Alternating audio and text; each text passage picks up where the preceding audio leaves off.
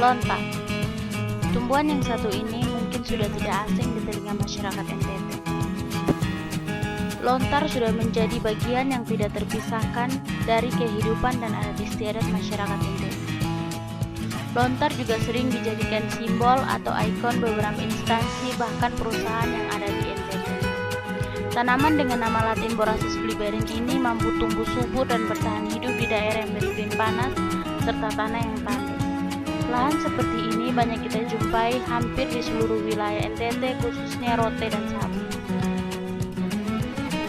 Lontar sering diibaratkan sebagai pohon kehidupan karena hampir seluruh bagian dari lontar memiliki manfaat, baik dari daun, buah, batang, hingga akar dapat dimanfaatkan untuk mencukupi kebutuhan sandang, pangan, papan, dan obat-obatan masyarakat NTT dari zaman dahulu sampai sekarang. Daun lontar biasanya dijadikan sebagai atap rumah, batangnya dapat dijadikan balok atau tiang-tiang pada rumah. Buah lontar yang biasanya disebut saboak dapat dijadikan sebagai makanan dan minuman yang menyegarkan, dan yang paling terkenal adalah sarinya yang disadap menjadi nira. Kemudian nira inilah yang dapat menjadi tuak, laru, sopi, gula air, dan gula lempeng yang menjadi makanan dan minuman khas NTT. Untuk mengetahui sejarah dan manfaat dari pohon lontar secara lebih mendalam, maka kita akan bertanya kepada salah satu guru besar atau pakar lontar dari Universitas Nusa Cendana, khususnya di Fakultas Pertanian.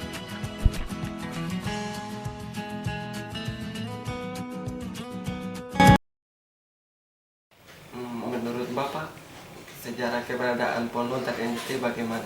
Cara tanaman lontar di NTT sebenarnya kan begini, kapan masuknya tanaman lontar itu di NTT itu tidak jelas, ya, tidak jelas. Sudah beratus-ratus tahun yang lalu, ya, beratus tahun yang lalu. Cuma ada anggapan-anggapan atau cerita-cerita hikayat daripada orang Rote, orang Sabu itu ada. Ya, kalau orang Rote itu mengatakan bahwa tanaman nenek moyang, terus di Sabu bilang tanaman kehidupan, yaitu karena dia sangat erat dengan kehidupan sehari-hari daripada masyarakat yang ada di sana. Nah, jadi pastinya kapan dia datang, pastinya dia berada di Rote dan di Sabu itu atau di NTT ini saya nggak pasti, nggak jelas itu ya. Yang jelas sudah beratus-ratus tahun yang lalu, sejak nenek moyang mereka sudah ada. Nah, tapi yang dijelaskan itu bahwa datangnya itu dari laut. Datangnya dari laut. Datangnya dari laut bagaimana? Nggak tahu juga. apakah biji ini dia terdampar di laut, kemudian dia tumbuh satu, kemudian tumbuh beberapa biji, berapa pohon di situ tumbuh di pantai dan sebagainya, itu disitulah ceritanya. Jadi dia datangnya dari laut. Sebenarnya jenis tanaman lontar itu ada 7. Salah satunya itu yang dikatakan itu Flavilever dari India, Asia, ya toh. Kemudian dari Asia itu dia ke Indonesia, tapi Indonesia dikatakan bahwa punya tipe tersendiri, yaitu tipe sendiri lagi yang dikatakan dengan tipe Sudaicus. Manfaat dari pohon lontar. Manfaat pohon lontar itu kan sangat banyak. Jadi dia itu dari bagian bawah sampai dengan bagian atas itu kan dapat dipergunakan kan. Jadi dia itu batangnya bisa dipakai meubiler, ya toh. Kemudian dipakai untuk alat-alat dapur seperti sendok. Dulu orang pakai itu kan pakai dapur. Bahkan dulu orang mau peti mati kan pakai itu. Ya, orang roti, orang sapu peti mati itu pakai itu. Itu dibelah dua, kemudian dalamnya digaruk, dikasih lubang, kemudian mayat kan ditaruh situ. Kemudian kalau kita lihat fungsi daripada daun, ya, fungsi daripada daun itu banyak sekali untuk kerajinan dan lain sebagainya. Nah, kemudian fungsi dari mayang itu kan menghasilkan nira. Nah, makin nira. Nah, nira ini kan bisa dibuat macam-macam itu. Nira. Jadi bisa dibuat gula, bisa dibuat gula cair, gula padat, gula setengah padat, kemudian bisa dibuat cuka, bisa dibuat sopi, laru, atau diminum langsung dan sebagainya tuh banyak sekali. Kemudian buahnya juga bisa dibuat macam-macam, dodol, selai, kemudian kue, macam-macam lah. Berapa dia punya buah itu tuh. Nah, kemudian pemanfaatan dari tanaman lontar ini kalau saya identifikasi dia sekitar kurang lebih 50 produk bisa dihasilkan dari lontar. Manfaat dari pohon lontar salah satunya adalah menanggulangi penyakit mah.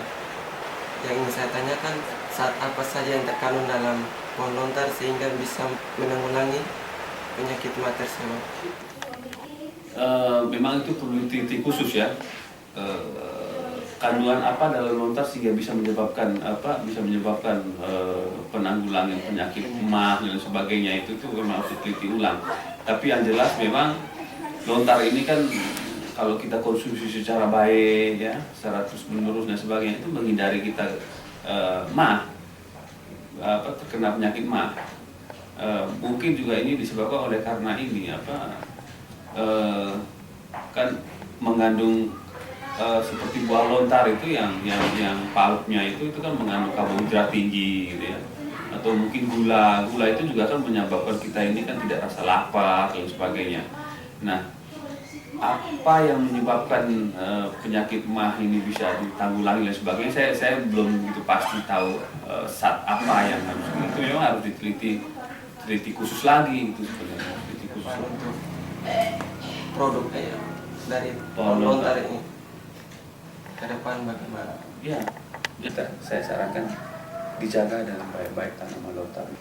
Pohon lontar ini kan dia bisa hidup bertahan di daerah kering, ya. Kemudian keadaan iklim di waktu depan, di kemudian hari adalah daerah dunia ini akan semakin panas, semakin kering dan sebagainya, ya. Kemudian lontar ini begitu tahan terhadap kering. Nah, oleh karena itu dia akan merupakan tanaman yang sangat dicari di kemudian hari. Karena itu tahan terhadap kering, dunia kita akan semakin panas, semakin krisis dan lain sebagainya. Yang kedua, di kemudian hari itu kita pasti berburu pangan. Karena kehidupan kita ini kan produksi, ya, itu dibandingkan sama pertambahan jumlah penduduk. Jadi produksi itu deret tambah, sedangkan pertambahan penduduk bisa mencapai deret kali. Jadi dia berlipat-lipat. Jadi orang beranak, orang berkembang biak ini sangat cepat. Pertumbuhan penduduk sangat cepat. Tapi pangan lambat. Nah, kita nanti ke depan itu sangat bergantung terhadap pangan. tanaman lontar ini adalah salah satu tanaman penghasil pangan. Itu. Kemudian yang berikutnya, ke depan tuh kita akan berlomba-lomba mencari energi. Ya, energi untuk baik untuk lampu, untuk motor, mobil dan sebagainya. Jadi dia penghasil energi, penghasil pangan, dan dia tahan terhadap kritis iklim yang ekstrim. Nah, oleh sebab itu, karena keunggulannya dia ini, tanaman lontarnya diprediksikan bahwa sekian puluh tahun ke depan dia ini akan dikejar-kejar orang. Nah, kalau demikian, kalau pada saat ini kita tidak melindungi dia, 10 tahun itu lontar habis dengan ditebang dan sebagainya. Kita bisa bangga apa? 20 tahun orang cari lontar sudah tidak ada. Kita sudah tidak punya lontar. Nah, oleh sebab itu, himbauan saya adalah satu, harus dilakukan peremajaan, penanaman. Ya. Yang kedua, jangan seenaknya tebang. Iya, jangan seenaknya tebang. Nah, kalau itu kita bisa lakukan dengan baik, kita harapkan ini tanaman bisa eksis, bisa bertahan, sehingga pada 20 tahun ke depan, 30 tahun ke depan, NTT merupakan potensi kilang minyak. Karena apa kilang minyak saya katakan? Karena pohon lontar yang begitu banyak, dia bisa menghasilkan energi pengganti bensin. Jadi NTT adalah kilang minyaknya tanaman sebagai sumber tanaman, sebagai sumber bensin. Jadi itu keunggulan kita. Oleh sebab itu kita punya potensi sangat luar biasa. Setelah mendengar penjelasan dari Bapak Profesor Mahayasa, maka tahap selanjutnya kita akan melihat bagaimana proses pembuatan salah satu produk olahan dari lontar, yaitu gula lempeng. Oke, sekarang kita sudah berada di salah satu tempat pengolahan dari nira lontar, dan kita akan melihat bagaimana cara membuat salah satu produk dari nira lontar, yaitu gula lempeng. Dan sekarang saya sudah bersama dengan Bapak Jun, Bapak pembuat. Mungkin nanti Pak bisa mengeluarkan bagaimana cara penyadapan hingga pembuatan. Mungkin kita bisa langsung.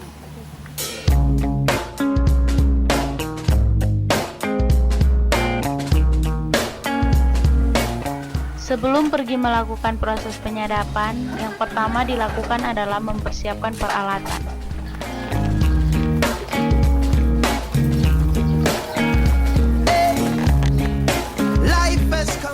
Penggantungan hike pada tiap pohon menandakan pohon-pohon mana yang akan ditanam. And it's not the same old thing over again. I say. Sekarang saatnya penyadapan dan pengambilan nira dari pohon lontar. And don't you fool yourself. I say. 'Cause I can't make you happy unless I am.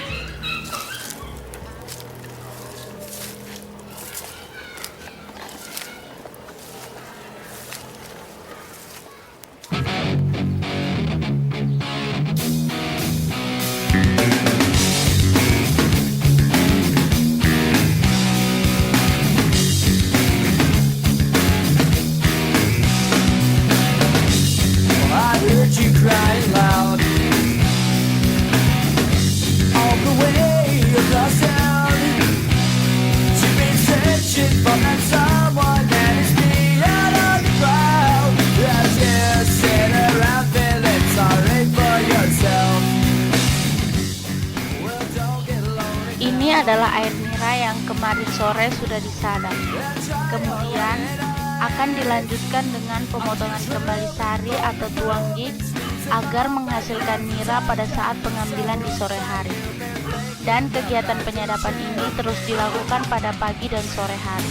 Jangan search the world around, 'cause you know where I'll be found when I come around.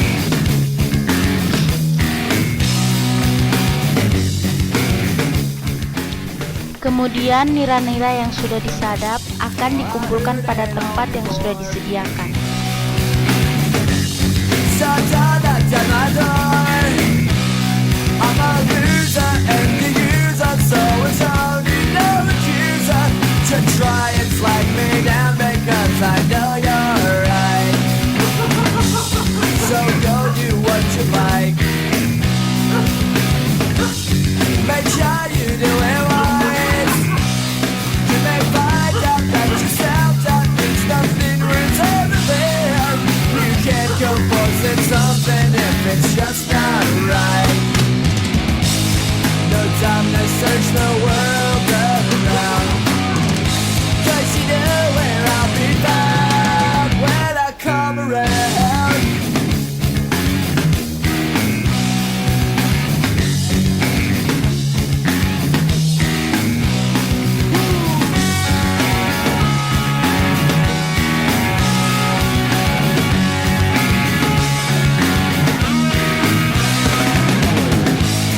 No time to search the world around, 'cause you know where I'll be found when I come around. When I come around. When I come around. When I come around.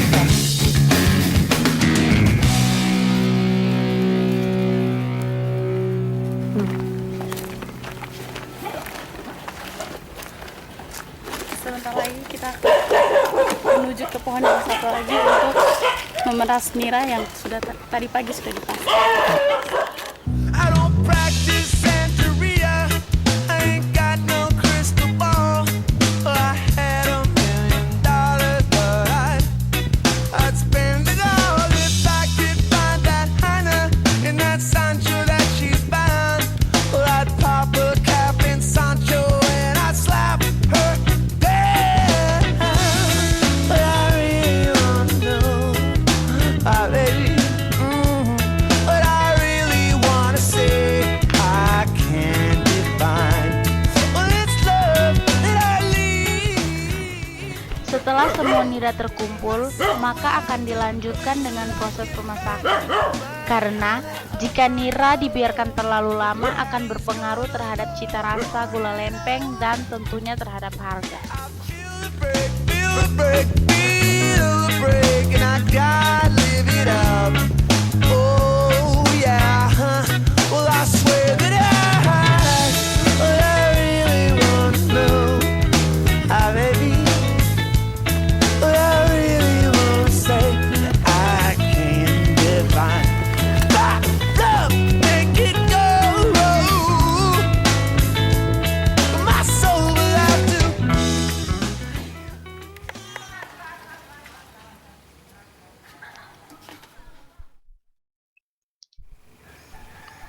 Nira akan dimasukkan pada panci-panci yang sudah disediakan dan siap untuk dimasak.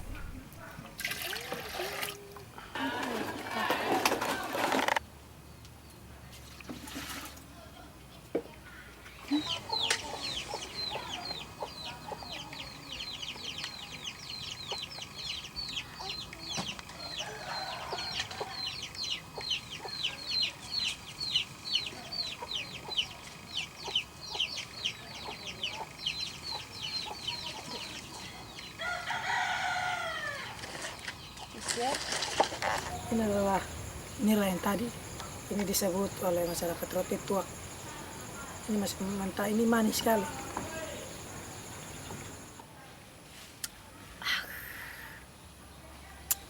Manis, top. Dan nira ini dihasilkan dari ini. Ini namanya disebut oleh masyarakat roti namanya tuanggi. Ini asal nira ini dari sini, kalau dipotong begini itu nanti airnya akan keluar, lihat sini niranya, dan itu keluarnya sedikit-sedikit tapi perlahan tapi pasti. Dan kalau disadap dipotong atau disadap dari sore, maka setelah pagi akan penuh di hike yang tadi ini, tapi yang lebih besar akan penuh itu. Dan ini adalah sumber isotonik dari karbohidrat yang berfungsi sebagai sumber tenaga dan kekuatan. Dan ini kalau sudah diminum niranya, itu akan menghilangkan rasa lapar.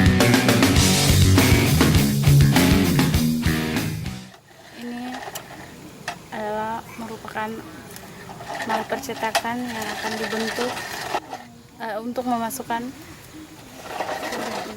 gula yang sudah cair untuk dibentuk.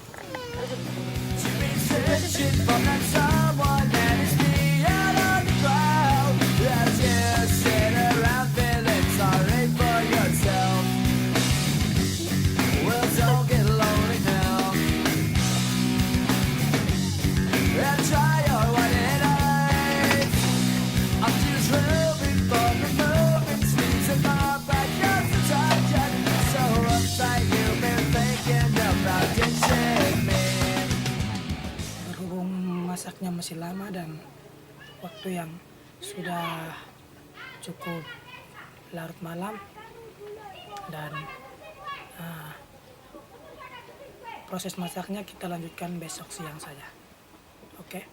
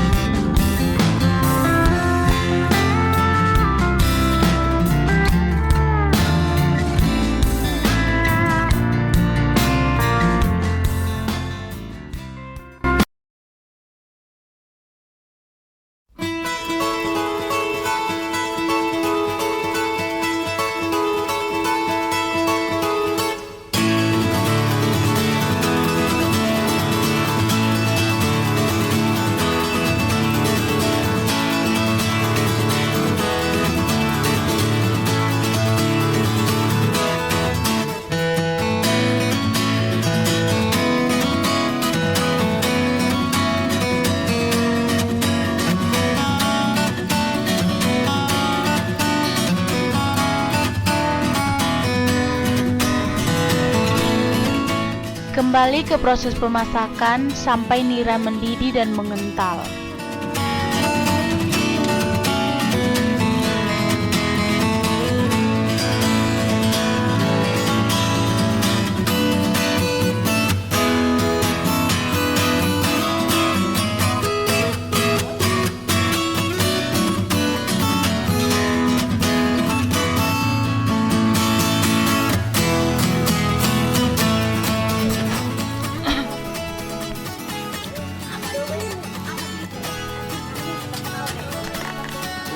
Nira yang sudah mengental akan dimasukkan ke dalam tempat yang sudah disediakan.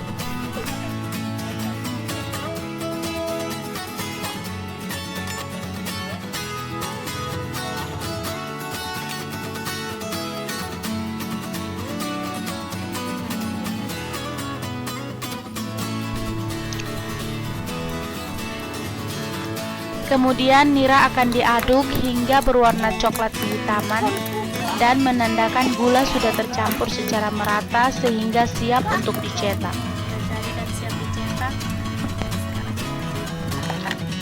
Gula akan dicetak pada mal yang sudah disediakan.